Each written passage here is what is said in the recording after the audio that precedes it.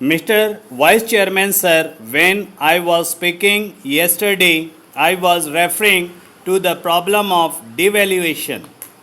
I said that devaluation of the rupee had not been done after careful consideration, that the government had not learnt any lesson from the past when the nation went in for devaluation not once but more than once. Out of ignorance and thoughtlessness, the government has resorted to devaluation. The foreign exchange position has not yet improved. The main purpose of the devaluation was to bring about adjustment in the exchange rate. The main intention was to increase export and decrease imports. The main consideration was to bridge the gap in the balance of payments position. The main objective was not realized and it will not be realized. It was done at the behest of the World Bank and the International Monetary Fund. So, devaluation is a very serious matter. Its consequences are serious. If it has undertaken thoughtlessly or in a hurry, it may destroy the very economic system and dislocate our monetary fabric. This is what has happened now. The benefits of devaluation are less. The advantages are more. As a result of the devaluation, what really has happened? The prices are increased. The increase in the administered prices has acted as a catalyst. Already, the nation is going through recession. Food production is in the negative. Industrial production has almost registered a zero rate of growth, whereas money supply is increasing fast. The government had undertaken devaluation at this juncture. The non-planned expenditure has been growing alarmingly. There is wastage, there is misdirection of resources to which I referred yesterday. It requires proper pruning and chopping in many areas.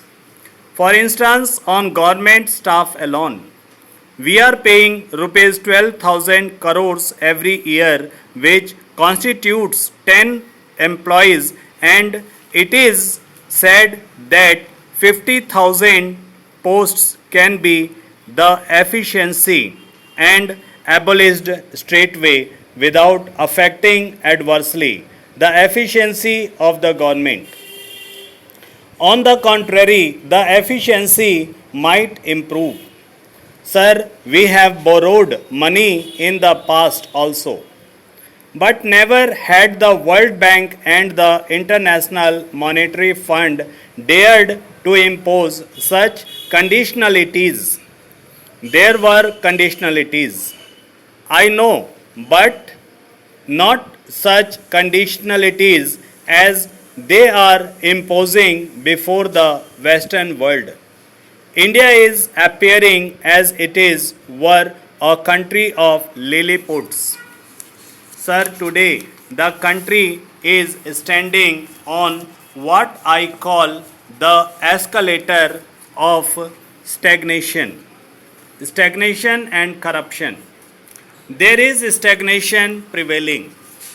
Stagnation and inflation go together with fragile institutions. We have no strong institutions.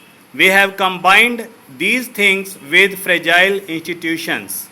They cannot absorb the shock. That is the situation today in India. The result is there will be galloping inflation even in future. There will be escalation of prices in future, but no containment of prices. and your growth rate will suffer. Recession will continue. Because there is world recession, demand for our goods will also decline. There is no demand for our goods in the world because of the recessionary conditions in America and western countries of the world.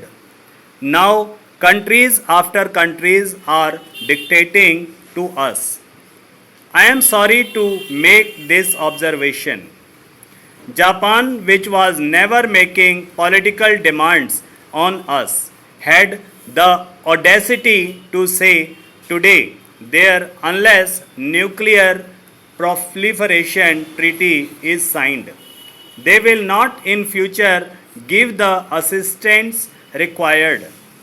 This is the kind of reaction in the international world.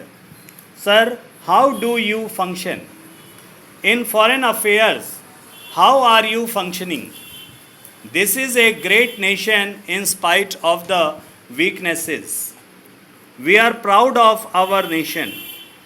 We have played our role, historical role, in the past on many occasions. When the Prime Minister of India or the head of the state went abroad, I know and the House is aware how they were respected. Today, what is the situation? The Prime Minister of India has to go to business community. We went to industrial business people and address them in Germany. He voluntarily goes and belittles himself as the Prime Minister of India. I say it is shameful, and he must keep up his dignity as the Prime Minister. We are not taken seriously at all, maybe in GATT, maybe in UNTACTED, or any conference in the world. We are following a very, very low profile. Why are you doing this? We are devaluing ourselves in our own eyes. If there is recession in India, there is recession in America also. If we are incurring debts, America is also in debts. The only economic superpower in the world today is Japan, and Japan is dictating terms to America. But America wants us to surrender with bended knees. That is what the Americans are expecting us to do. Sir, I am making a very sad observations. In the international world, in the international gatherings, our delegations are not taken seriously. Sir, what is the reason for this de-integration?